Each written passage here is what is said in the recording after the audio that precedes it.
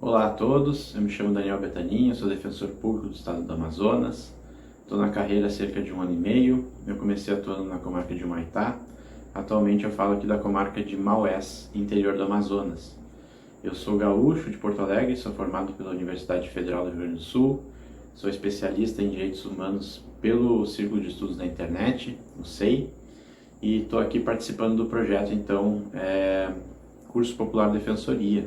Eu queria aqui agradecer o convite e louvar essa iniciativa, que busca aí, eliminar barreiras no conhecimento jurídico, eliminar barreiras, no acesso à concorrência de concursos públicos, tendo em vista aí que as questões econômicas, hoje em dia constituem uma grande barreira dos concursos. A gente vê aí cursinhos extremamente caros, passagens de avião caríssimas. Muitas vezes as fases dos concursos elas são subdivididas de inúmeras formas e organizadas de forma a obstaculizar o acesso do concurseiro. Então, iniciativas como essa desse curso popular são extremamente louváveis, E faço aqui questão então de deixar o meu reconhecimento e minha saudação. A aula de hoje, pessoal, ela vai falar um pouquinho, diretrizes gerais, sobre a lei de drogas, que é muito cobrada em processo penal e também em direito penal, Antes de propriamente falar do conteúdo, eu vou só passar o slide aqui, registrando também que meu e-mail é danielbetanin@gmail.com e meu Instagram é d.betanin. Para quem quiser algum contato, enfim, tirar dúvidas, eu fico à disposição por esses canais. Inicialmente eu queria falar um pouquinho sobre aspectos metodológicos do estudo, O estudo voltado ao concurso, principalmente para a Defensoria Pública, a gente já tem que começar a estudar sabendo que vão ter fases diferentes, Eu elenquei aqui as 3 principais fases, que são a fase objetiva, a discursiva e a oral, Mas temos aí também diversos estados que também têm uma 4ª fase, a fase de tribuna. Mas eu elenquei as 3 principais porque alguns estados ainda não contam com essa fase de tribuna. Aqui no estado do Amazonas, por exemplo, no meu concurso eu não tive essa fase de tribuna, diferentemente do Rio Grande do Sul, em que, por exemplo, tem essa fase, É importante, pessoal, quando a gente está estudando para a primeira fase de concurso, ter em mente que é muito importante ler a letra da lei, Eu sei que isso é extremamente chato, mas aqui falando especialmente da lei de drogas, é importante que a gente tenha essa lei impressa e leia e releia pelo menos umas 2, 3 vezes, Sublinhando sempre aquelas frases, aquelas passagens que são mais importantes e que a gente consegue imaginar o examinador cobrando numa prova de concurso. E eu, quando eu lia as leis, eu sempre fazia esse exercício mental, Será que isso aqui pode vir numa questão? E eu ia sublinhando, E depois, ao revisar, nas vésperas de prova, eu lia apenas o que eu tinha sublinhado. Isso pode parecer um pouco trabalhoso muitas vezes, mas é essencial fazer isso, Ler a letra da lei, mas ter também aquelas passagens mais importantes para que a gente consiga revisar depois, para não ter que ler tudo de novo. Para a primeira fase também é muito importante, realizar questões, Até peço desculpas se eu estou aqui chovendo no molhado. Eu sei que muitos de vocês já aplicam isso, mas eu tenho que aqui me dirigir a todos, inclusive aqueles que estão começando. Então é muito importante também realizar questões de forma sistemática, de forma periódica e sistemática. Eu vou dar aqui um exemplo de como eu fiz, Primeiramente eu imprimi o edital do concurso que eu queria, e grudei na parede do meu quarto, Então sempre que eu ia lá estudando aqueles pontos, eu ia depois grifando com marca-texto os pontos que eu ia esgotando, que eu ia vencendo. E aí eu dividia as questões que eu ia trabalhar, por exemplo, na segunda-feira, a partir daqueles pontos que eu já tinha estudado, que eu já tinha grifado no edital. A quantidade, então, de matéria que eu fazia em questões ia aumentando com o passar do tempo. Então, por exemplo, eu tinha visto 10 pontos do edital. Na segunda-feira eu ia fazer questões de 2 pontos do edital, na terça de mais 2 pontos, na quarta mais 2, até sexta-feira. Fecharia os 10 pontos que eu tinha visto no edital em forma de questões ao longo da semana. E assim eu ia preenchendo. Na outra semana eu teria visto 20 pontos do edital, aí eu colocava 4 pontos do edital por dia em forma de questões, né? E assim eu ia revisando a matéria, não apenas relendo o que eu sublinhava, mas também fazendo questões. E também não ficava frustrado, porque a gente, quando faz muitas questões de matérias que a gente ainda não estudou, a gente se sente incapacitado, enfim, né, frustrado por não conseguir acertar as questões. Então também tem um aspecto psicológico muito importante. Se a gente conseguisse agendar meu concurso que eu quero é daqui 1 ano, 2 anos, né, faço esse sistema de ir vencendo os pontos do edital e ir fazendo questões com base naqueles pontos que já foram estudados. Isso com um mecanismo de treino é muito importante e também com um mecanismo de revisão. Para quem quiser já se adiantar, aqui eu realmente não posso recomendar ou não, vai depender de cada um. Mas o ato de escrever, né, de resumir, para mim foi muito importante também. Além de ler a lei e sublinhar, eu também sempre resumi à mão. Isso além de me dar uma segurança maior da matéria, porque afinal de contas eu tenho que ler aquilo que está escrito, absorver, destrinchar aquilo na minha cabeça e depois passar para o papel. Então isso é extremamente demorado, né? Mas também é uma leitura que dá para contar por 3 aí, né? Porque eu tenho que ler, absorver e resumir, escrever no papel. Então, essa forma de escrita também nos ajuda depois para uma segunda fase, né? A gente está habituado a escrever, aqui principalmente na era digital, a gente está muito habituado a digitar no computador, mas vai ser exigida uma fase discursiva, em que a gente vai ter que escrever muito rápido e muito bem no papel. Então, além de ajudar a fixar a matéria, o hábito de escrever também vai ser extremamente relevante para uma segunda fase de concurso. Não somente por isso, mas também para ir formulando frases na cabeça, né? A gente, quando se habitua a formular frases mentalmente para colocar no papel, isso vai nos ajudar também a dar uma capacidade maior de argumentação e fundamentação das questões de segunda fase.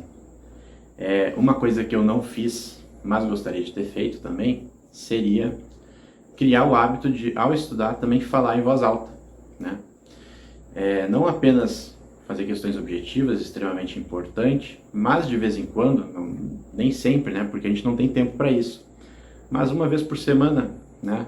Para esfriar a cabeça, pega um colega, um amigo e conversa sobre o ponto que você estudou, né? Por exemplo, lei de drogas, vamos aqui conversar sobre as principais questões da lei de drogas? Vamos perguntar aqui para o meu colega qual é a diferença entre o artigo 28 e o 33, o que diferencia um do outro, como é que eu faço na prática? Esse tipo de indagação, né, com uma parceria, com uma dupla, por exemplo, ele vai desenvolver, né, a capacidade oratória, vai tirar um pouco o nosso medo de falar sobre a matéria, e eu sei que muitos concurseiros têm isso, eu mesmo tinha, né, de falar sobre uma matéria, parece que é algo muito distante, mas é extremamente perto, né? A gente passando uma fase objetiva, a gente vai ter alguns meses até a segunda, e poucos meses depois a gente vai ter que estar falando sobre aquela matéria na frente de diversos examinadores. Então, para ir perdendo medo, ganhando uma confiança maior em relação a si mesmo, é também importante de vez em quando começar a falar sobre os temas, né? De forma devagarinho, aos poucos, né? E a gente vai ver que isso também é uma ótima forma de fixar o conteúdo. No momento que a gente consegue falar sobre uma matéria, a gente percebe que aquela matéria vai se fixando com uma velocidade muito maior, né? Uma potência muito maior na nossa mente. Feitas essas breves considerações sobre aspectos metodológicos do estudo, vamos passar agora para a lei propriamente dita. E aqui, caso vocês não tenham ainda a lei impressa, eu peço que vocês pelo menos abram no computador para a gente conseguir ir acompanhando, né? Uma aula sobre legislação, por mais chato que seja isso, a gente tem que, inevitavelmente, acompanhar por meio da lei. O primeiro aspecto da lei, e aqui é claro que a gente não pode simplesmente ir para os artigos que versam sobre os crimes, a gente tem que ver também o que a lei prevê lá no seu início, né? Qual é a política, qual é a intenção do legislador ao falar sobre drogas no sistema brasileiro. Então, pessoal, o artigo 1º da Lei de Drogas fala do SISNAD, institui, na verdade, o Sistema Nacional de Políticas Públicas sobre Drogas. E aqui eu sublinho 3 palavras essenciais desse artigo que vocês vão ler com calma. E fala sobre prevenção do uso indevido, reinserção social e repressão à produção não autorizada ao tráfico ilícito de drogas. Quando a gente está então aqui estudando drogas, normalmente vem na cabeça o quê? A questão dos crimes, né? Mas os crimes aqui, até como um teor crítico, que pode ser inclusive suscitado aí numa prova oral ou até mesmo discursiva, é que os crimes eles versam apenas sobre a parte da repressão, né? Essencialmente a parte da repressão. Ah, Daniel, é claro que, né, a lógica de a gente condenar alguém não é apenas para reprimir, mas para também ressocializar. Mas na prática o que a gente vê é que a gente está querendo sempre condenar as pessoas. Eu falo a gente aqui enquanto sociedade, né? As pessoas querem sempre condenar o traficante de drogas, enfim, aquelas pessoas envolvidas com crimes, como forma essencialmente então de repressão. Mas a repressão pelo Sistema Nacional de Política, ela é apenas um dos objetivos. Nós também temos o objetivo de reinserção social e também de prevenção. Infelizmente, a prevenção e a reinserção acabam ficando então num plano secundário quando a gente está falando de lei de drogas, né? A gente não discute muito sobre políticas de saúde pública, políticas de conscientização sobre o efeito de uso de drogas, e a gente acaba sempre focando nessa famosa guerra ao tráfico aí, que gera votos, né? Gera uma série de consequências que a gente está cansado de ver aí na mídia.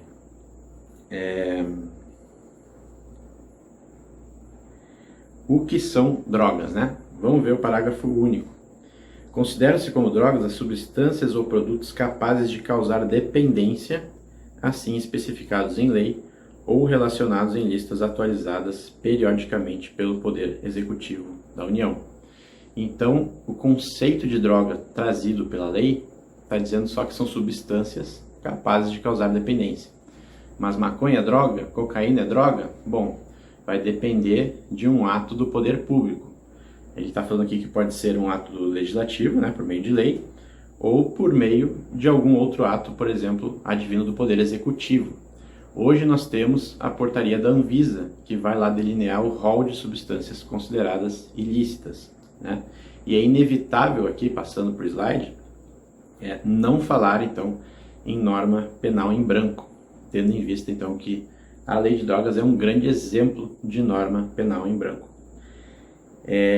Começo aqui então lendo o slide com vocês, que para Franz von Liszt, leis penais em branco são como corpos errantes em busca de alma.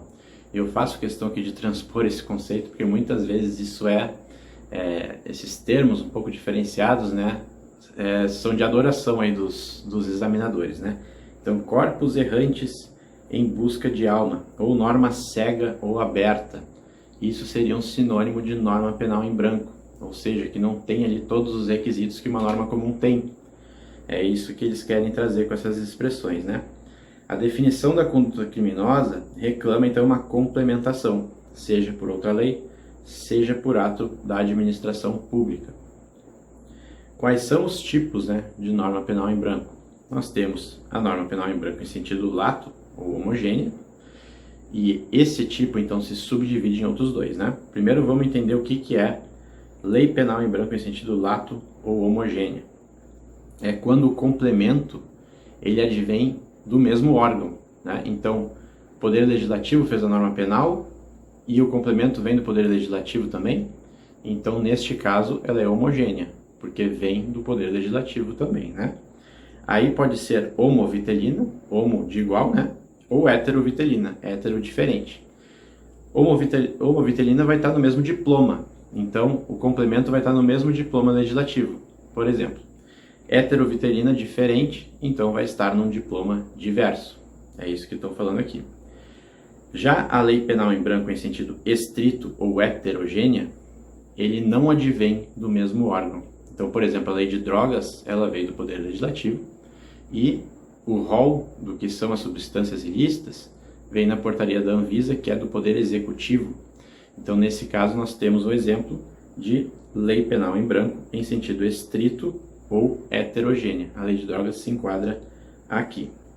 Nós temos também a lei penal em branco inversa ou ao avesso, em que o preceito primário ele é completo, né, a descrição lá do tipo, mas o secundário que fala da pena, esse sim precisa de complementação.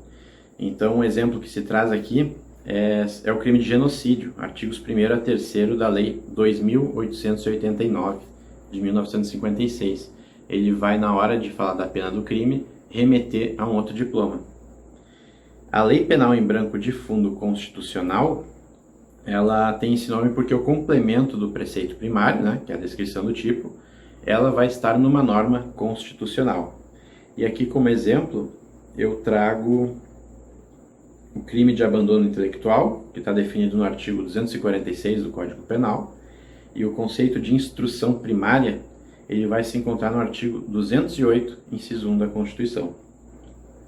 Além disso, também tem o exemplo do homicídio praticado contra integrantes dos órgãos de segurança pública, considerando que o artigo 121, parágrafo 2º, inciso 7 do Código Penal, ele é complementado pelos artigos 142 e 144 da Constituição. E ainda temos, pessoal, a Lei Penal em Branco ao quadrado, quando o complemento da norma também exige uma complementação. E aqui o exemplo que se trabalha é o artigo 38 da Lei 9.605, dos crimes ambientais, né? Que fala lá de destruir ou danificar a floresta considerada de preservação permanente, mesmo que em formação, ou utilizá-la com infringência das normas de proteção. Esse dispositivo vai ser complementado pelo artigo 6º do Código Florestal. E esse Código Florestal, por sua vez, né, vai apresentar a relação de áreas de preservação permanente, que exige uma nova complementação por ato do chefe do Executivo. Então, o que acontece? A Lei de Crimes Ambientais fala uma coisa que remete ao Código Florestal. E o Código Florestal, por sua vez, exige uma complementação do chefe do Poder Executivo. Então, por isso, norma penal em branco ao quadrado. Passando o slide, então, a gente tem o parágrafo 2º que diz que o CISNAD ele vai atuar em articulação com o Sistema Único de Saúde e com o Sistema Único de Assistência Social. Então, aqui demonstra então, a preocupação do legislador com a questão de saúde pública, né?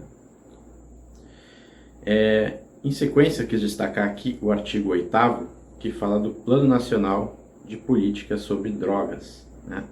São objetivos do Plano Nacional, dentre outros, né? O inciso 1, ali eu sublinhei todo ele, que diz que um dos objetivos é promover a interdisciplinaridade, a integração dos programas, ações, atividades e projetos dos órgãos e entidades públicas e privadas nas áreas de saúde, educação, trabalho, assistência social, previdência social, habitação, cultura, desporto e lazer, visando a prevenção do uso de drogas, atenção e reinserção social dos usuários ou dependentes de drogas. Então aqui um dos objetivos é justamente educar, né? Falar sobre a problemática das drogas, que é uma questão também de saúde pública. E a gente hoje foca na questão penal. Por isso eu sublinhei esse inciso, né? Como forma de reflexão crítica. Lembrando aqui que a Defensoria Pública tem uma importante função pedagógica em direitos humanos, né? Então a Defensoria Pública pode sim falar sobre direito à saúde, inclusive esclarecendo efeito de uso de drogas, falando sobre a lei de drogas nos estabelecimentos penais, o que eu chamo de função dialógica em direitos humanos, no exercício da atribuição que eu, por exemplo, denomino de amicus educationis, né? A Defensoria Pública como amiga da educação. O inciso 3, por sua vez, fala em priorizar programas, ações, atividades e projetos articulados com os estabelecimentos de ensino, com a sociedade e com a família para a prevenção do uso de drogas. Então aqui mais uma vez a Defensoria Pública pode sim se colocar à disposição dessas atividades por meio da sua função dialógica em direitos humanos, né? Atuando então como amiga da educação, ou amicus educationis, né? Falando sobre a lei de drogas, falando sobre o direito à saúde, articulando com a sociedade, com os estabelecimentos responsáveis nessa temática. Não apenas então a Defensoria deve atuar nos processos, né, defendendo o réu, que é assim uma função essencial, mas pode ir além disso, pode atuar extrajudicialmente, falando sobre o tema, por exemplo, em estabelecimentos penais. O artigo 19, ele vai falar de atividades de prevenção do uso indevido de drogas, né, que devem observar princípios e diretrizes. Eu sublinhei aqui, evitar preconceitos e estigmatização, com a intenção já de trazer uma crítica ao próprio Poder Judiciário, né? Que a gente vê hoje Claro, além da atividade policial que estigmatiza e atua com preconceito frequente, né, aborda pessoas de determinada etnia por serem supostamente suspeitas, né, sem qualquer indício de realização de atividade ilícita. Isso é muito frequente. E a própria atividade policial, então, né, deveria evitar preconceitos e estigmação, que a gente não vê na prática, e o próprio Poder Judiciário, né, que acaba sempre pesando a mão para determinados crimes e para determinado tipo de pessoa. Fortalecimento da autonomia e da responsabilidade individual em relação ao uso indevido de drogas. Passando o slide, então, pessoal. O tratamento do usuário ou dependente de drogas. Artigo 23A. O tratamento do usuário ou dependente de drogas deverá ser ordenado em uma rede de atenção à saúde, com prioridade para as modalidades de tratamento ambulatorial, incluindo excepcionalmente formas de internação em unidades de saúde e hospitais gerais. Então aqui traz a noção então de primariamente se buscar o atendimento ambulatorial e apenas excepcionalmente formas de internação. Essa lógica ela é fundamental para a atuação da Defensoria Pública, por exemplo, né? Sempre buscar as formas menos restritivas à pessoa, mesmo aqui se falando em sede de questões de saúde, né? Não necessariamente no aspecto penal, mas falando também em questões de saúde pública, sempre procurar aquelas formas menos interventivas e apenas excepcionalmente aquelas que visem a internação do indivíduo.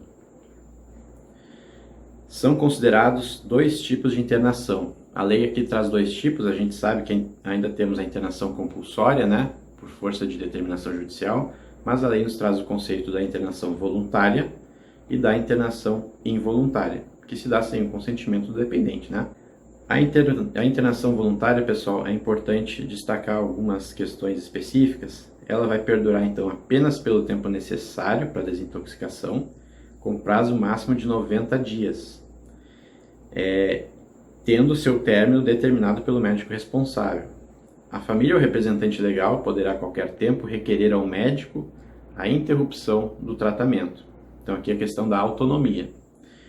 Parágrafo 6º. A internação em qualquer de suas modalidades só será indicada quando os recursos extra-hospitalares se mostrarem insuficientes. Então, mais uma vez, a subsidiariedade, né, da questão da internação. Parágrafo 10. O planejamento e execução do projeto terapêutico individual deverão observar, no que couber, o que está previsto ali na lei indicada, que dispõe sobre a proteção e os direitos das pessoas portadoras de transtornos mentais e redireciona o modelo assistencial em saúde mental. Então, a lei, justamente, ela buscou, né, inovar esse paradigma de internação, trazendo essa nova noção, né, de que a internação ela é uma exceção e não uma regra, justamente também para se retirar estigmas, preconceitos, né, que giram em torno da pessoa, muitas vezes com uma deficiência mental, né. Aqui, inclusive, o termo está defasado, né, ele está já ultrapassado, né, não se fala mais em pessoa portadora de transtorno mental. Isso não define, né, não é algo que a pessoa porta por uma escolha ou não, né. E também não é um doente mental. O termo que se usa hoje é uma pessoa com deficiência, né? Conforme o Estatuto da Pessoa com Deficiência. E aí vai ter lá as diversas CIDs, né? As diversas categorias. Mas é uma terminologia então já ultrapassada, de certa forma é contrária ao que prega os direitos humanos contemporâneos. Do plano individual de atendimento. Artigo 23b. O atendimento ao usuário ou dependente de drogas na rede de atenção à saúde vai depender de elaboração de um plano individual de atendimento. Esse plano individual de atendimento, ele também aparece lá no Estatuto da Criança e do Adolescente, né? Então, quando a gente está falando aqui de tratamento de saúde, né? Assim como a questão educativa, no caso das crianças e adolescentes, né? A gente fala aqui de um plano individual de atendimento como forma de individualizar, né, o tratamento conferido pelo Estado, a fim de avaliar na evolução daquela pessoa, se ela está realmente apta a se reintegrar na sociedade, ou se ela precisa de mais alguma medida, mais algum auxílio do poder público. Constarão do plano individual no mínimo, né, como requisito mínimo, então podendo haver mais coisas a serem previstas, os resultados da avaliação multidisciplinar, os objetivos declarados pelo atendido, a previsão de suas atividades, atividades de integração e apoio à família, formas de participação da família, aí a questão, né, comunitária envolvida também. Uma pessoa nenhuma vai superar sozinha essa questão de drogas, é necessária a inclusão, é necessária a integração e medidas específicas ali de atenção à saúde do atendido no inciso 7. Aí vocês deem uma lida depois, né? Eu aqui sublinhei o que eu julguei mais interessante, mas é importante que você mesmo em casa leia a lei de drogas na íntegra e sublinhe aquilo que achar pertinente, também fazendo as questões, né? Artigo 26.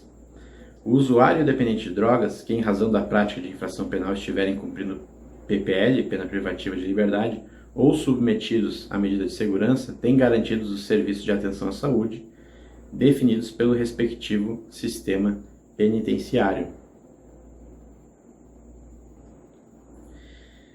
Do acolhimento em comunidade terapêutica acolhedora. Artigo 26A.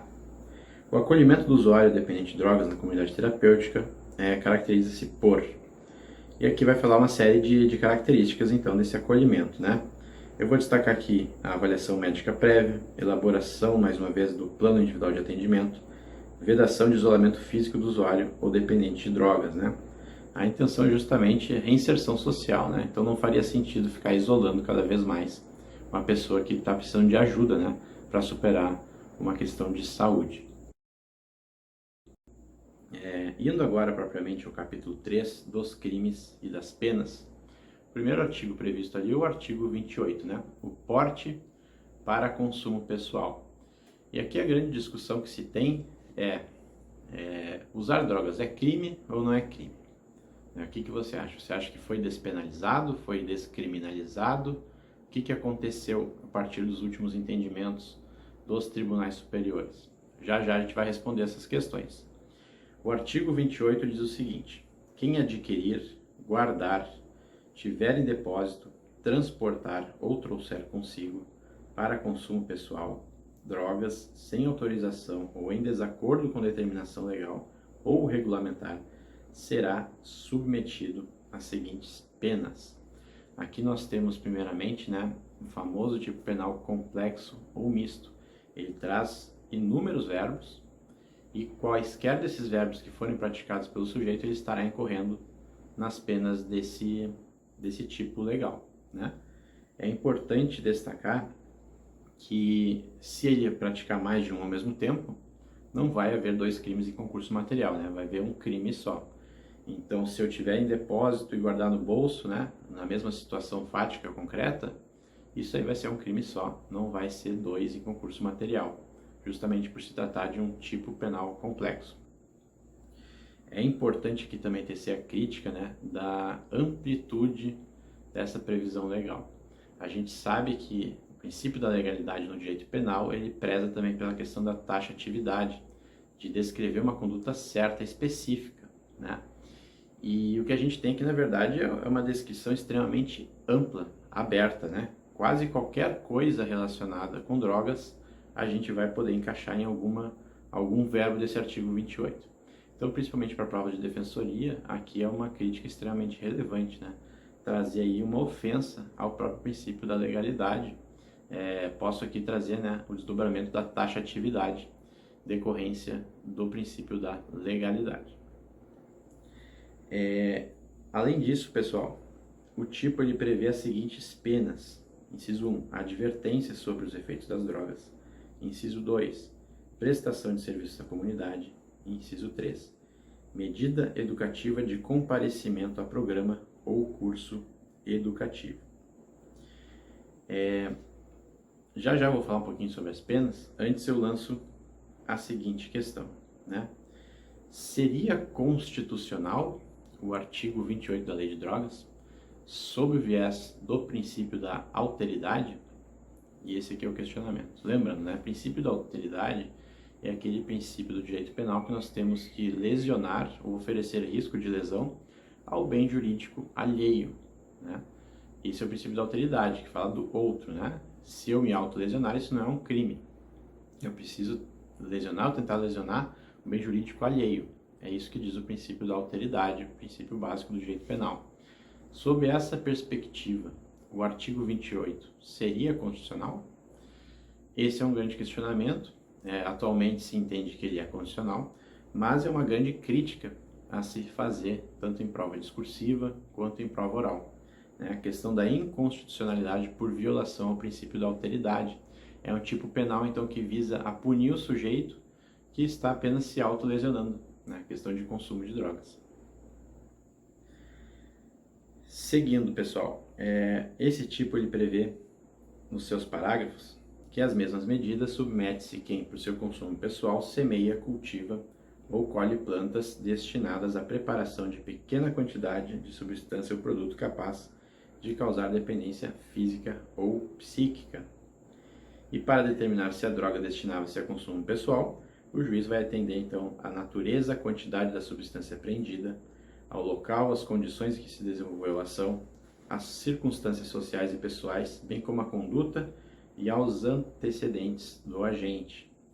Aqui a questão dos antecedentes do agente, uma nítida aplicação do direito penal do autor e não do fato, né? Além de o juiz, então, averiguar situações do fato, por força da lei, ele vai analisar o indivíduo para fim de verificar se aquela situação ela é destinada a consumo ou a traficância, por exemplo. Que é um absurdo num sistema operado pelo direito penal do fato e não do autor. Então, destacando, né? Como é que o juiz vai entender se aquilo ali, aquela situação, o indivíduo foi achado com 3 trouxinhas de maconha no bolso? Esse é o nosso exemplo. Como ele vai definir se aquilo ali é uma situação de consumo pessoal ou de traficância? Ele vai analisar a natureza da droga, a quantidade da substância apreendida e o local. Será que essa pessoa foi encontrada com 3 trouxinhas de maconha na esquina, com notas trocadas no bolso e de repente uma balança de precisão um pouquinho perto dela? Se for nessas circunstâncias, a polícia, né, a atividade policial e também o judiciário vão encarar esse fato como sendo um caso de traficância. Já se essas trouxinhas de maconha forem encontradas sem nenhum outro elemento, né, se forem encontradas dentro da casa do sujeito, o sujeito estava ali usando drogas também, ele não tinha dinheiro trocado, não tinha balança de precisão, de repente ele até estava com outras pessoas usando aquela substância, nesse caso vai ser nítido, né, o consumo pessoal. O que se tem hoje na prática é que o aparato policial, pelo menos eu falo isso com experiência aqui no estado do Amazonas, sempre vai tentar forçar a barra para encaixar a traficância. É muito difícil encontrar, né, uma denúncia, uma persecução penal que aponta realmente como sendo caso de porte para consumo. O que se vê na prática, muitas vezes, até relatos dos meus assistidos aqui, é que muitas vezes se coloca na hora ali uma balança de precisão que não era do indivíduo, para ter um elemento a mais para sustentar uma suposta situação de traficância. Além disso, então, pessoal, parágrafo 3º. As penas previstas nos incisos 2 e 3 serão aplicadas pelo prazo máximo de 5 meses. Então, por quanto tempo a pessoa pode prestar serviço à comunidade por conta de porte para consumo pessoal? Até 5 meses. Cuidado, tem uma exceção, né? Se for reincidente específico, o prazo máximo vai para 10 meses, como a gente vai ver aqui, ó. Parágrafo 4º. Em caso de reincidência, as penas previstas nos incisos 2 e 3 desse artigo serão aplicadas pelo prazo máximo de 10 meses. E aqui se entende que essa reincidência é a reincidência específica no crime de porte de consumo, certo, gente? Parágrafo 6º. Para a garantia do cumprimento das medidas educativas, poderá o juiz ainda submetê-lo sucessivamente à admoestação verbal, nada mais é que um puxão de orelha, ou ainda multa, né? E os valores decorrentes dessa multa vão ser creditados aí à conta do Fundo Nacional Antidrogas. Muito importante aqui o artigo 30, que fala do prazo prescricional.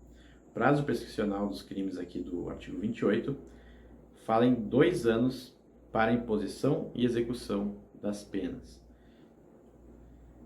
Apenas destacando então o que se entende por crime, né? Se foi despenalizado ou descriminalizado, que eu havia falado aqui no início, atualmente se entende que continua sendo crime, né? O porte para uso. Aí alguns vão dizer, não, mas o uso propriamente dito, se a pessoa está lá apenas usando, isso aí não seria crime.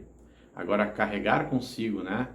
Ou qualquer um daqueles outros verbos para usar com dolo específico de consumir, isso continuaria sendo crime, né? É uma discussão aí um pouco filosófica até, vamos dizer assim, mas então se o sujeito estaria apenas usando, muito sustenta então que isso não é mais crime, né? Foi descriminalizado, na verdade nunca chegou a ser crime, né?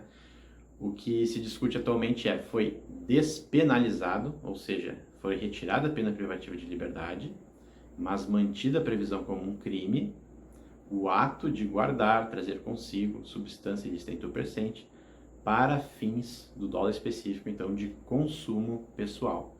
Isso continuaria sendo crime, mas foi despenalizado, né? Foi retirada a imposição de penas privativas de liberdade, aplicadas aí, como a gente viu, apenas prestação de serviços à comunidade, advertência ou medidas educativas, né?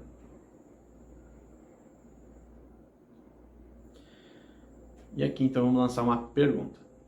É possível que o Poder Judiciário conceda autorização para que a pessoa faça o cultivo de maconha com objetivos medicinais? Então, será que eu, Daniel, posso pegar a semente de maconha, plantar na minha casa, tendo aí uma autorização médica, dizendo que eu preciso da substância para tratar alguma questão de saúde? O Poder Judiciário vai aceitar isso? Ou será que a polícia vai chegar na minha casa e me considerar um traficante? Ou enfim, né, vai me enquadrar em algum dos crimes da lei de drogas? A resposta é divergente, né? A quinta turma do STJ diz que não. Já a sexta turma do STJ diz que sim, que é possível a concessão do salvo-conduto para permitir que pessoas com prescrição médica para uso do canabidiol cultivem plantas de maconha e dela façam a extração do óleo. Então ainda é um debate travado pelo próprio Superior Tribunal de Justiça, mas para fins de defensoria é sempre bom, né, trazer um entendimento que é contramajoritário. Qual é esse entendimento da sexta turma, né? Sempre importante então trazer para o debate, seja numa prova discursiva ou numa prova oral, e para a prova objetiva é importante conhecer os dois entendimentos, né? Mas é sempre importante frisar que para a sexta turma do STJ, por exemplo, é possível a concessão, sim, a permissão de que pessoas cultivem a planta para fins médicos. Outra pergunta extremamente relevante aqui para concurso público é se a condenação pelo artigo 28, para consumo pessoal, né, se ela gera os efeitos decorrentes da reincidência. E aqui a resposta, pessoal, é uma grande construção jurisprudencial em que se chegou à seguinte conclusão. Hoje, se eu pratico uma contravenção penal, e muitas contravenções penais têm a previsão de uma prisão simples, né? Se eu pratico uma contravenção penal e depois eu pratico um crime, eu não sou reincidente. Isso por uma interpretação do que dizem os artigos sobre reincidência. Depois vocês vão colocar no Código Penal e digitem reincidência e leiam um artigo, certo? Mas interpretando esse artigo, vocês vão chegar a essa conclusão. Realmente, para eu ser reincidente, eu tenho que ter cometido um crime e depois um outro crime, né? Daí eu sou reincidente. Se eu cometi uma contravenção penal e depois um crime, eu não sou reincidente. Tá, Daniel, mas isso aqui não é uma contravenção penal. Sim, mas o que se interpreta disso? Se uma contravenção penal que tem pena de prisão simples não gera reincidência para quem comete um crime posterior, é uma consequência lógica, é uma decorrência do princípio da proporcionalidade, que quem pratique o artigo 28 não gere reincidência depois. Por quê? Porque o artigo 28 sequer prevê uma pena privativa de liberdade. Ou seja, o artigo 28 ele é menos grave do que uma contravenção penal. Então, se até uma contravenção penal, que é mais grave, que prevê uma pena de prisão simples, não gera reincidência, é questão lógica, uma questão de proporcionalidade que o artigo 28 também não gere reincidência. Esse é o entendimento dos tribunais superiores. Olha o que diz então o STF. Viola o princípio da proporcionalidade, a consideração de condenação anterior pelo delito do artigo 28, porte de droga para consumo pessoal, para fins de reincidência. Então, se a pessoa for condenada hoje pelo artigo 28, isso não vai ser considerado para fins de reincidência. Outra decisão importante, pessoal, decisão que reconhece detração penal analógica virtual não serve para fins de reincidência.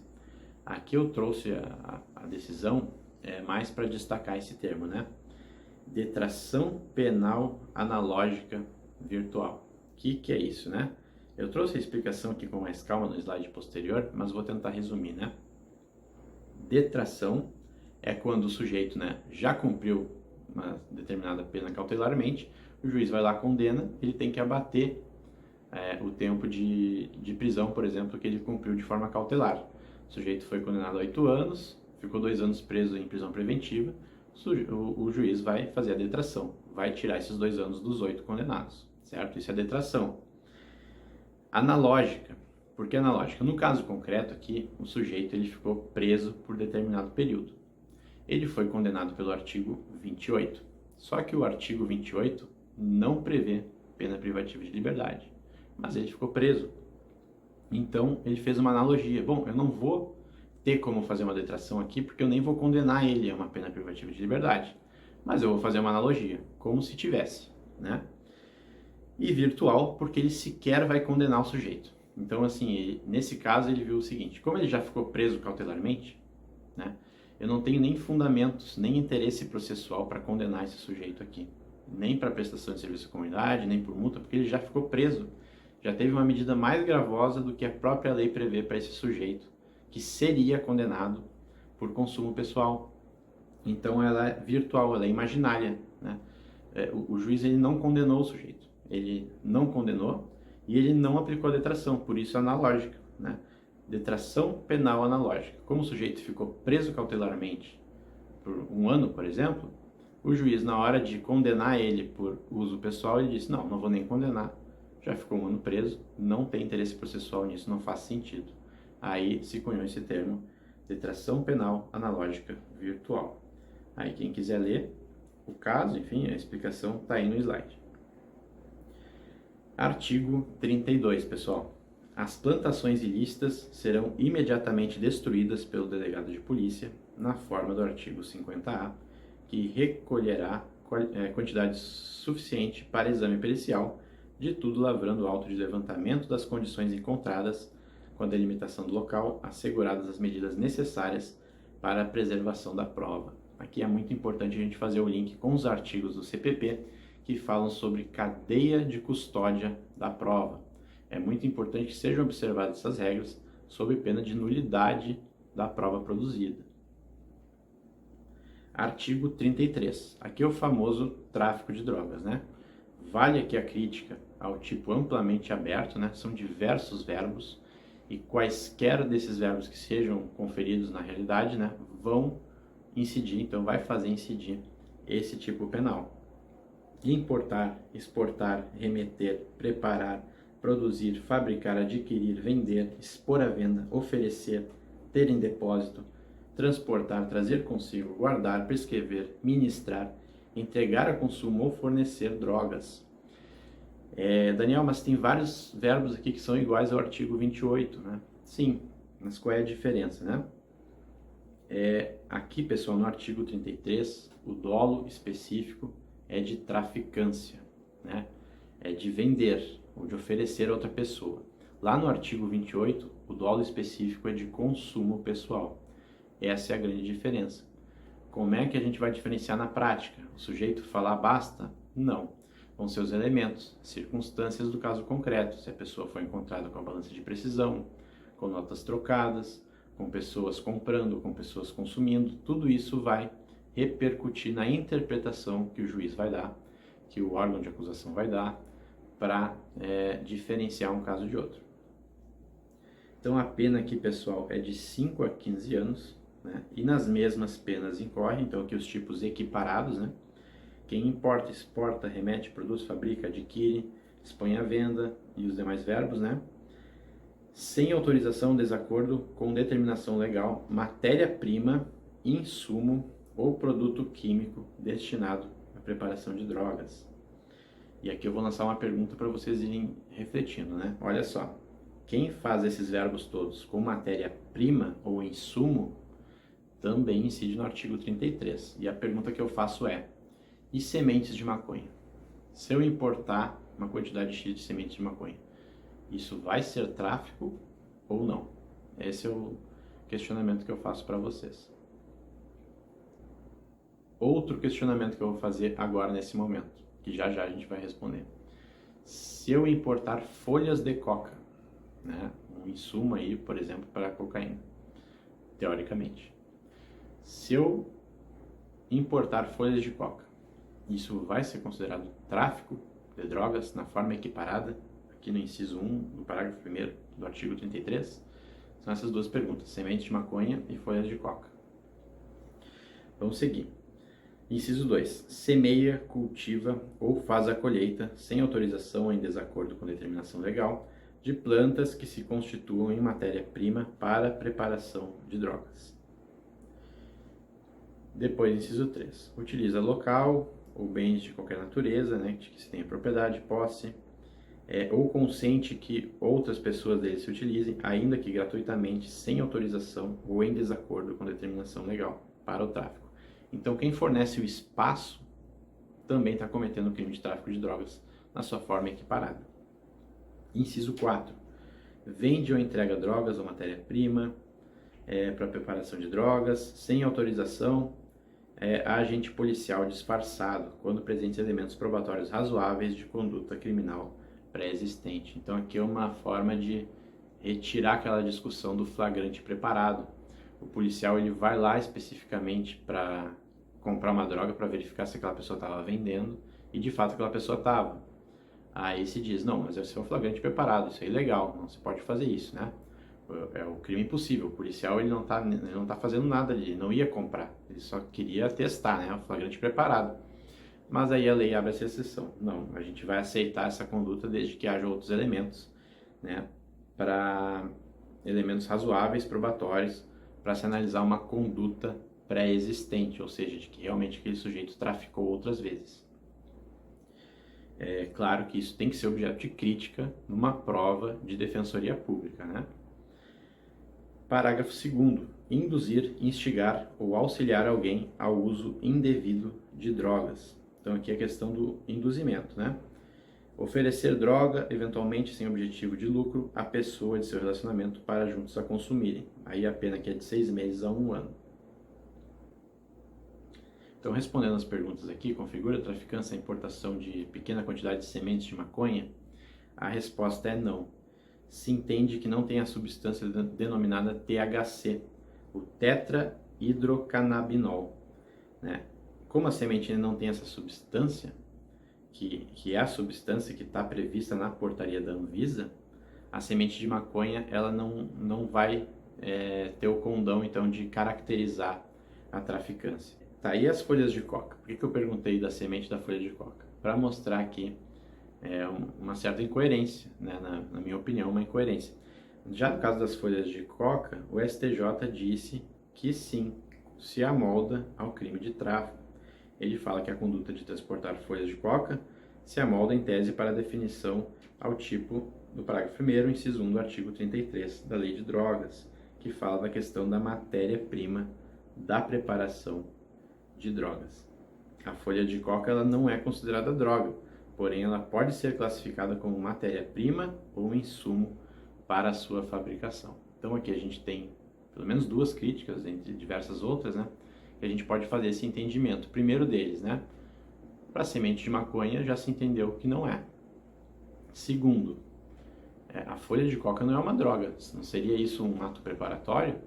Né? A gente está aqui punindo atos preparatórios, e a lei ela prevê sim punição para atos preparatórios, né, como o crime de maquinário que a gente vai ver, e também para esse próprio inciso da matéria-prima.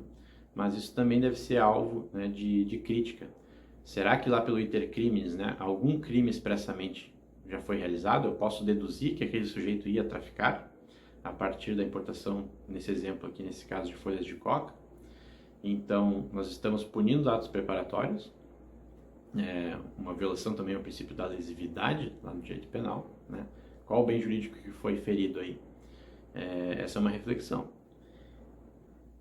Mais uma pergunta. O pacote anticrime retirou o caráter hediondo do tráfico de drogas? A resposta é não, né? Se entende, então, que o tráfico de drogas continua sendo um delito equiparado aos crimes hediondos. É possível aplicar atenuante da confissão espontânea se o réu admite ter droga para consumo próprio, em denúncia por tráfico? Então, o sujeito aqui, nessa pergunta que a gente está trabalhando, ele foi denunciado pelo artigo 33 por traficância. E lá na audiência ele diz: não, doutor, eu não estava traficando, eu tinha aquilo ali para consumo próprio, que é uma tese de defesa bem recorrente, né? Nesse caso, será que o juiz pode considerar na dosimetria da pena, em eventual condenação, atenuante da confissão espontânea? Se entende atualmente que não, né? Que isso na verdade seria uma tese defensiva, não seria uma confissão, né? É inviável o reconhecimento do atenuante de confissão espontânea ao delito de tráfico de drogas quando o réu, em interrogatório judicial, confessa a destinação da droga apreendida para uso próprio. Cuidado, não confundir com a confissão parcial. O que seria a confissão parcial, né? O sujeito ele vai ser denunciado, por exemplo, por furto qualificado, e ele diz: não, eu realmente furtei, mas eu não quebrei aquele vidro, não. Eu não quebrei a janela para invadir a casa. A janela já estava quebrada, né? Não rompi nenhum obstáculo, não foi qualificado, mas eu furtei mesmo. Uma confissão parcial, nesse caso, se entende que deve sim ser considerada para fins de atenuante. Súmula 630 do STJ. A incidência da atenuante da confissão espontânea no crime de tráfico ilícito de entorpecentes exige o reconhecimento da traficância pelo acusado, não bastando a mera admissão da posse ou propriedade para uso próprio. Então isso aqui já foi inclusive matéria sumulada e vale grifar no seu vade-mecum para uma eventual segunda fase, citar expressamente o número da súmula. A quantidade de drogas por si só não é fator determinante para concluir se era para consumo pessoal. Então aqui só mais um entendimento que traz, né, essa noção de que todas as circunstâncias devem ser analisadas no caso concreto. A mera quantidade por si só não é suficiente. Mais uma pergunta interessante, advinda da jurisprudência. A falta do laudo toxicológico definitivo pode ser suprida pelo laudo provisório? Então, o que acontece, né? O sujeito foi apreendido com drogas, a polícia vai lá, apreende essas drogas. Vai ser feito um laudo provisório, né? As autoridades policiais vão lá, elas mesmas, e dizem: não, realmente isso aqui tem cheiro de cocaína, tem cara de cocaína, e eu vou atestar então provisoriamente, não sou nenhum perito, mas tem toda a cara de ser droga. Esse é o laudo provisório. Depois vai ser chamado um perito realmente que vai fazer o teste laboratorial e atestar: não, isso aqui realmente é cocaína, né? No nosso exemplo.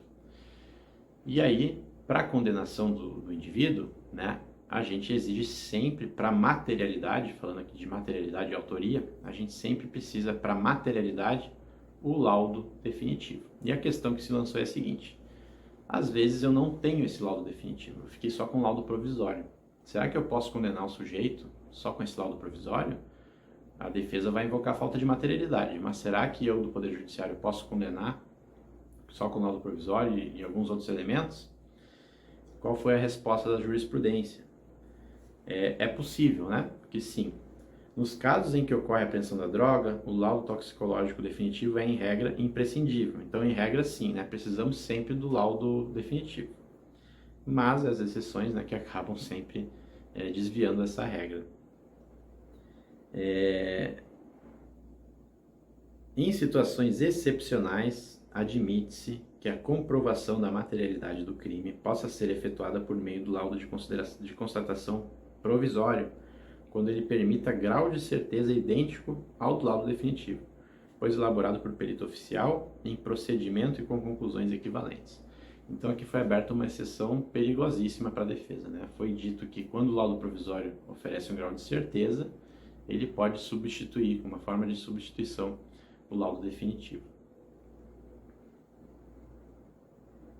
Mais uma pergunta: a pureza da droga pode ser utilizada como critério para a dosimetria da pena? Se tem coisa misturada ali com a cocaína, ou se ela é pura, isso pode ser um critério para a dosimetria de pena? A resposta dos tribunais é que não. O grau de pureza da droga é irrelevante para fins de dosimetria da pena. De acordo com a lei de drogas, preponderam apenas a natureza e a quantidade da droga apreendida para o cálculo de dosimetria. Isso está lá num artigo da lei. Então, se entende aí que a pureza nunca vai ser objeto para aferir a dosimetria. Próximo artigo que a gente vai ver aqui, na verdade, parágrafo é o parágrafo 4º, que traz a figura do tráfico privilegiado, né? Nos delitos definidos no caput, no parágrafo 1º, que a gente está vendo aqui do artigo 33, né, as penas podem ser reduzidas de 1/6 a 2/3. Por isso que a gente fala aqui em privilegiadora, né, por conta dessa redução. Desde que o agente seja primário, de bons antecedentes e não se dedique às atividades criminosas nem integre organização criminosa. Então aqui é importante, pessoal, fazer um esqueminha, né, com os 4 requisitos. Quais são os 4 requisitos para que incida o tráfico privilegiado? Vamos retomar. Agente primário, bons antecedentes, não se dedique a atividades criminosas, nem integre organização criminosa. E aí, Daniel, mas e atos infracionais? Se o sujeito tem atos infracionais, ele cometeu alguns desvios quando ele era adolescente, será que isso pode ser considerado atividade criminosa para afastar o tráfico privilegiado? Essa é uma questão, né? Qual vai ser a resposta? Entende-se atualmente que sim, né? Tem uma certa divergência, mas parece prevalecer que sim. O histórico de ato infracional pode ser considerado para afastar a minorante do artigo 33, parágrafo 4º. Isso vai dizer o STJ, terceira turma. O STF possui a mesma posição. Para o STF, a existência de atos infracionais pode servir para afastar o benefício. A primeira turma vai dizer que sim, a segunda turma vai dizer que não. Então a gente tem aí uma certa divergência no âmbito do STF, ao passo que o STJ a gente tem um posicionamento específico de que é possível. A defensoria, claro, para fins de prova de defensoria na fase objetiva, é importante saber que há essa divergência, né? Que tem posicionamento que sim e que não. Mas é importante numa segunda fase, numa terceira fase, sempre defender aquela tese mais benéfica para o acusado. Então, no caso, os atos infracionais não podem se prestar para afastar o tráfico privilegiado, né? Inclusive, apenas lendo aqui a literalidade, né, do artigo, ele fala assim: atividades criminosas, né? Não se dedica a atividades criminosas e bons antecedentes. Ato infracional não é crime, né? É ato infracional. Então, só pela parte da nomenclatura a gente já pode tentar, de certa forma, rebater esse entendimento.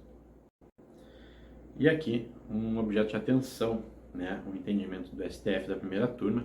Muito cuidado. Não se pode negar a aplicação aqui do tráfico privilegiado com fundamento no fato de o réu responder a inquéritos policiais ou processos criminais em andamento, mesmo que estejam em fase recursal, sob pena de violação ao princípio da presunção de não culpabilidade ou da presunção de inocência, né? Então, o que acontece, né? O sujeito está respondendo por processos, mas ele ainda não foi condenado com sentença condenatória em trânsito em julgado. Nesse caso, deve incidir sempre o princípio da presunção de inocência, né? Lembrando aqui que o princípio da presunção de inocência, ele tem 2 decorrências lógicas essenciais, né? O primeiro é uma regra de tratamento. O sujeito ele deve ser tratado como inocente, né? Não pode nunca ser chamado de culpado, por exemplo, por um agente da polícia ou por um agente do judiciário. Ele deve ser tratado como se inocente fosse, mesmo que não seja, né? Porque ele ainda não tem nenhuma sentença condenatória transitada em julgado, uma regra de tratamento. E daí decorre também uma regra probatória, ou chamada indúbio pro réu, né? Quando a gente vai interpretar uma prova no processo penal, a gente sempre deve interpretar eventuais omissões, dúvidas, em favor do réu. Então, por exemplo, uma testemunha disse algo que eu fiquei com dúvida. O que será que ela quis dizer, né? Tá lá de gravar no depoimento dela, está escrito no processo, ela falou uma coisa meio dúbia. Será que o juiz pode, na hora de apreciar essa prova, interpretar aquilo contrariamente ao réu? Isso acontece muito. Mas pelo princípio da presunção de inocência, pela regra probatória indúbio pro réu, não, o juiz deve sempre interpretar em favor do réu. Feito esse breve parênteses, né? Então, se o sujeito está respondendo inquéritos, processos que não transitaram em julgado, isso não pode ser motivo de se afastar o enquadramento, a possibilidade de incidir o tráfico privilegiado, artigo 33, parágrafo 4 da Lei de Drogas. De quem que é o ônus de provar os requisitos do tráfico privilegiado, né? Lembrando aqui que a regra, pessoal, é sempre que o ônus, quaisquer ônus no processo criminal sejam da acusação. Aí nós vamos ter aquelas exceções, né? Se o réu vai alegar legítima defesa, daí o ônus passa para a própria defesa, né? Produzir prova nesse sentido. Mas, pessoal, falando aqui de tráfico privilegiado, a regra incide, né? O ônus vai ser sempre da acusação. Se não se tem elementos para se aferir que o sujeito integra a organização criminosa, se dedica a atividades criminosas ou tem maus antecedentes, eu não tenho prova disso no processo, eu tenho que deduzir, né? Aqui o indúbio pro réu, mais uma vez, eu tenho que deduzir que aquele sujeito não faz nada disso. Então deve sim incidir o tráfico privilegiado. E é isso que diz o STF, né? Para fins do artigo 33, parágrafo 4º, milita em favor do réu a presunção de que ele é primário, possui bons antecedentes e não se dedica a atividades criminosas, nem integra organização criminosa. O ônus de provar o contrário é da acusação, do Ministério Público. Mais uma pergunta. O tráfico privilegiado, ele é equiparado a hediondo? Resposta é que não. Ele não deve ser considerado crime equiparado a hediondo. Quem disse isso foi o plenário do STF. Próximo crime, pessoal. Fabricar, adquirir, utilizar, transportar, todos aqueles verbos, né? Mas aí aqui está falando de maquinário, aparelho, instrumento ou qualquer objeto destinado à fabricação, preparação, produção, transformação de drogas. Então aqui realmente está se penalizando, né? Atos preparatórios. O legislador ele optou então por se antecipar à prática dos crimes, né? Se eu tiver meramente um maquinário, algum aparelho responsável ali, que outras circunstâncias, outros elementos façam presumir que realmente seria utilizada para traficância, nesse caso, aí o sujeito pode ser processado e punido por este crime do artigo 34. Aqui um entendimento do STJ. Não é possível que o agente responda pela prática desse crime quando a posse dos instrumentos configura ato preparatório destinado ao consumo pessoal. Então, se eu demonstrar, né, que aquela circunstância toda ela seria utilizada apenas para o meu consumo próprio, aí não vai se prestar a incidir o artigo 34, né? O artigo 34 ele foi feito para evitar traficância, para, na verdade, punir o sujeito que busca vender, comercializar drogas, né, com a utilização de maquinário, e não aquele que vai apenas consumir. Artigo 35. Associarem-se, aqui a associação para o tráfico, né? Associarem-se duas ou mais pessoas para o fim de praticar, reiteradamente ou não, qualquer dos crimes previstos nos artigos 33 caput, 1º, e 34 dessa lei, né? Aí a pergunta que eu faço, né? O sujeito ele foi pego lá na esquina com 4 trouxinhas de cocaína no bolso, algumas moedas trocadas, notas de 50, de 20 no bolso, junto com o seu colega, e o seu colega tinha numa sacolinha uma balança de precisão, tá? Numa esquina, né? Então, assim, e de noite, vamos colocar assim, de madrugada. Todas as circunstâncias aí, né, começam a se fazer deduzir, né, que realmente é o crime de tráfico. Mas a gente tem aqui nesse cenário duas pessoas envolvidas. Um sujeito está com algumas trouxinhas no bolso, notas trocadas, e o outro está com uma balança de precisão.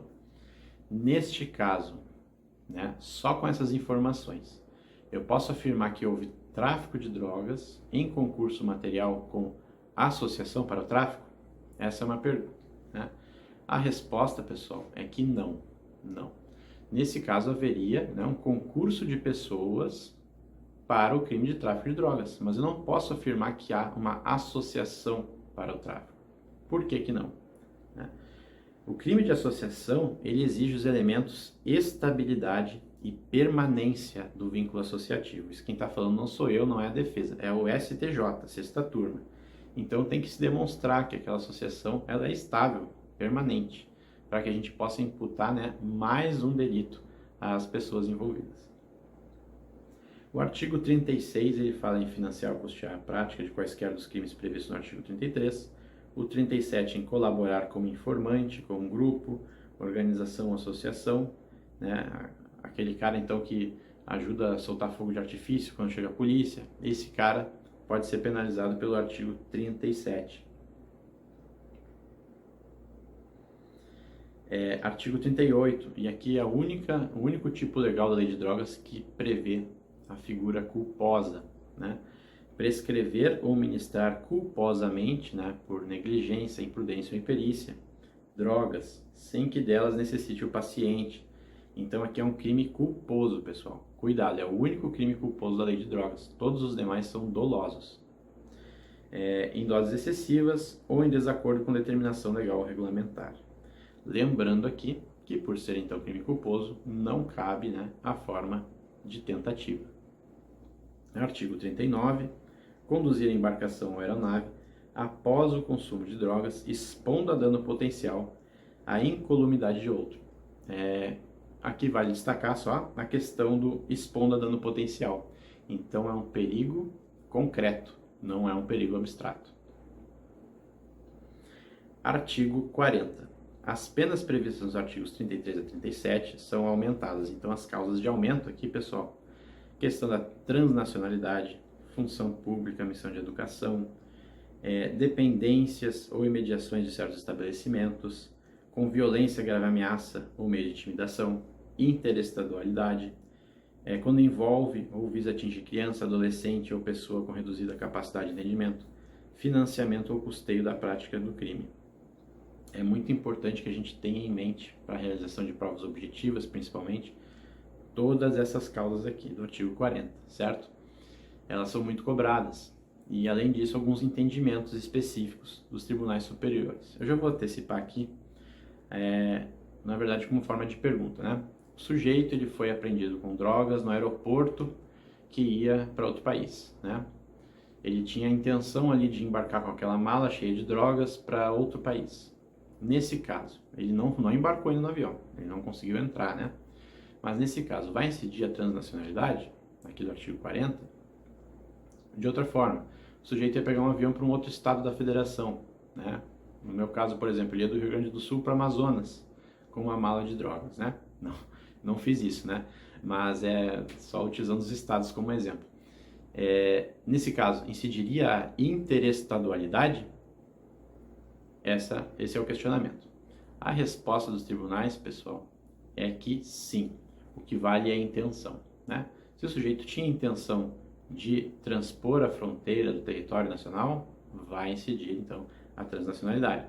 O sujeito tinha a intenção de ultrapassar a esfera do Estado da Federação, ficou demonstrado isso por meio do fato concreto? Sim, ficou. Então, vai incidir a interestadualidade também. Aqui mais alguns entendimentos relevantes, pessoal. Não incide a causa de aumento, não incide a causa de aumento da pena do artigo 40, inciso 3, se o crime foi praticado nas proximidades da escola fechada em razão da Covid-19. Aqui a lógica, então, é que não houve o risco, né? Aquele risco que o legislador previu, né? No ambiente escolar, com as pessoas em volta, né? Tudo isso, né, pelas circunstâncias da Covid, não existiu, porque a escola estava fechada. Então não houve um aumento no risco, né? Não houve um bem jurídico a mais lesionado. Essa é a lógica. Então não incide nesse caso da Covid-19, segundo a sexta turma da STJ. Também não incide se o crime foi praticado em dia e horário no qual a escola estava fechada e não tinha pessoas lá.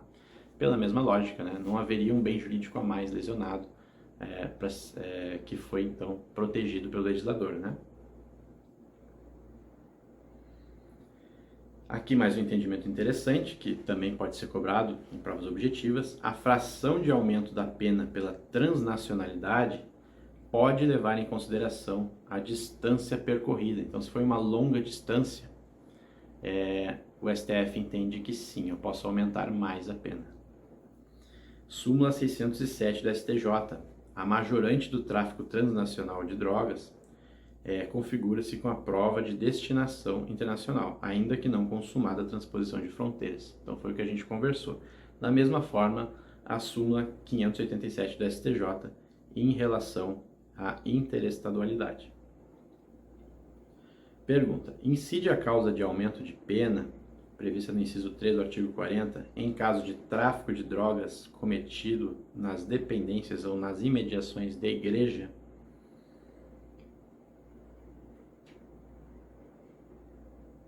Então, vocês confiram aí o artigo 40, inciso 3, né? Para verificar, lembrando sempre da questão da legalidade da taxatividade, né? A lei tem que prever expressamente aquilo para que um sujeito possa ser punido no Estado Democrático de Direito, né? Isso é decorrência do princípio da legalidade.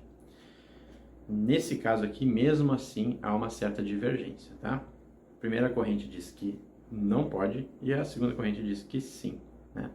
Mas deve prevalecer sempre a corrente de que diz que não, né? A igreja não está lá expressamente prevista no tipo, então eu não posso considerar para fins de exasperação da pena. Seria um absurdo, né? E aí a gente lendo o julgado, a gente vai verificar, e aqui eu utilizei, né, como pesquisa, até usando aqui minhas referências, né? Utilizei muito o livro do Direito Penal do Kleber Masson, o Manual de Direito Penal do Kleber Masson, e também o Buscador de Zero Direito, né, do Márcio Cavalcante. E nessa análise, então, do julgado, ele vai explicar o seguinte, que até mesmo a decisão que diz que pode ser usada para aumento, nesse caso específico a igreja funcionava também como uma outra entidade de fins sociais, que daria para enquadrar ela também, então, como uma forma de estabelecimento prevista em lei. Então, é consenso, né, se a gente analisar os fundamentos das decisões, que de fato, né, eu não posso estender o conceito a fim de abranger um conceito não previsto em lei para prejudicar. É vedada, né, a analogia in malam partem no direito penal. Passando então para o artigo 41 e 42, eles dizem que o indiciado ou acusado que colaborar voluntariamente com a investigação policial e o processo criminal, a identificação dos demais coautores ou partícipes, né, ou na recuperação total ou parcial, no caso de condenação, terá a pena reduzida de 1/3 a 2/3. Então, o sujeito que colaborar, ele vai ser premiado. É a lógica aqui da colaboração premiada. Ajudou a identificar autores partícipes ou a recuperar o produto, nesse caso ele vai ter uma redução de pena de 1/3 a 2/3. Artigo 42. O juiz, na fixação das penas, considerará na preponderância sobre o previsto no artigo 59. O artigo 59 do Código Penal fala das circunstâncias do crime, né, que vão ser usadas na primeira fase de dosimetria. E ele fala aqui que deve ser considerado nessa primeira fase, especialmente a natureza e a quantidade da substância do produto, a personalidade e a conduta social do agente. Então o legislador, ele está dizendo para o juiz: olha, seu juiz, na primeira fase da pena, de dosimetria da pena, nos casos da lei de drogas, o senhor vai deixar o 59 de lado e vai usar essas circunstâncias que eu estou falando aqui. São essas que valem. Artigo 44, gente, eu destaquei aqui a inconstitucionalidade, né, por violar a individualização da pena, né, se entende então que esse artigo 44 é incondicional, assim como seu parágrafo único. Além disso, o artigo 45 diz: é isento de pena o agente que, em razão da dependência ou sob efeito proveniente de caso fortuito ou força maior de droga, era o tempo da ação ou omissão, qualquer que tenha sido a infração penal praticada, inteiramente incapaz de entender o caráter ilícito do fato ou de determinar-se de acordo com esse entendimento. Então o sujeito estava completamente embriagado por motivo de força maior, no caso fortuito, né? Nesse caso, ele vai ser isento de pena. Artigo 46. As penas podem ser reduzidas de 1/3 a 2/3 se, por força das circunstâncias previstas no artigo 45, o agente não possuía, ao tempo da ação ou omissão, a plena capacidade. Então ele tinha alguma capacidade ainda, daí nesse caso vai ter uma redução de pena. Isso aí é a teoria geral lá da culpabilidade, né? A lei só está aqui repetindo o que a gente já sabe. Artigos 50A e 51, vendo rapidamente, então vai ser destruídas as drogas apreendidas, né? E o artigo 51, o inquérito policial deve ser concluído no prazo de 30 dias, se o sujeito estiver preso, e em 90 dias, quando solto. E esses prazos podem ser duplicados. Sempre que falar de prazo, grifem com uma cor diferente seu vade-mecum, porque esse prazo ele vai ser cobrado na prova, né? Então, quando a gente fala de lei de drogas, o prazo para o inquérito é 30 dias com o sujeito preso, 90 solto, podendo ser duplicados, certo, gente? Na instrução criminal, artigo 54, vale também dar uma lidinha, lembrando ali que são até 5 testemunhas. Vale destacar aqui também o termo defesa prévia, né, por escrito, antes do recebimento da denúncia, no prazo de 10 dias. E por fim, pessoal, uma questão muito importante aqui de caráter processual, por mais que a lei de drogas preveja o interrogatório no momento inicial da instrução, se entende que o direito de defesa que o réu tem no seu interrogatório, ele deve sim ser exercido por último, conforme preceitua a regra geral do Código de Processo Penal. Então temos aqui entendimento do STF em plenário que diz o seguinte: o artigo 400 do CPP, que prevê o interrogatório, né, como último ato da instrução, ele se aplica a todos os procedimentos que prevêem o oposto, e a lei de drogas é um desses exemplos. Então, a instrução deve ser o último ato também nos processos penais militares e nos processos penais eleitorais, e todos os demais procedimentos, né, regidos por legislação especial, por exemplo, a lei de drogas. Então, é uma questão da ampla defesa, né? Como é que eu, Daniel, sendo acusado de algum crime, vou saber exatamente o que falar ou do que me defender se eu ainda não ouvi as outras testemunhas? É uma questão lógica. Primeiro eu vou ouvir, com o meu direito de presença, o que todas as testemunhas têm a dizer, talvez ninguém lembre de nada, e daí só na minha vez de falar eu vou realmente avaliar aqui que eu vou rebater, aqui que eu não vou rebater. Como eu posso me defender nesse momento de interrogatório se eu nem mesmo sei o que as testemunhas falaram em relação a mim? É uma questão de lógica. Então, pelo princípio da ampla defesa, se entende que o interrogatório deve sim ser o último ato, por ser também o dispositivo legal mais favorável ao réu, constante no Código de Processo Penal. Hoje se entende, pelo entendimento do STF, que ele é aplicável aos procedimentos especiais, incluindo aqui o procedimento da lei de drogas. Pessoal, seriam essas as considerações principais em relação à lei de drogas. Lembrando que a gente aqui não esgotou a matéria, a gente pincelou, na verdade, alguns temas principais que mais caem nas provas de concurso. É importante, então, que seja lida a lei, que sejam acompanhados os entendimentos dos tribunais superiores por meio da jurisprudência, por meio dos informativos. Tudo isso vem sendo muito cobrado em provas. Mais importante ainda é sempre resolver muitas questões objetivas, né, de forma periódica e contínua, de forma a gente sempre estar revisando a matéria estudada. Eu vou mais uma vez só aqui ressaltar meu e-mail, que é danielbetanin@gmail.com. Meu Instagram é d.betanin e eu fico à disposição para eventuais dúvidas e mais uma vez aqui agradeço o convite do curso. Desejo um bom estudo a todos. Até mais.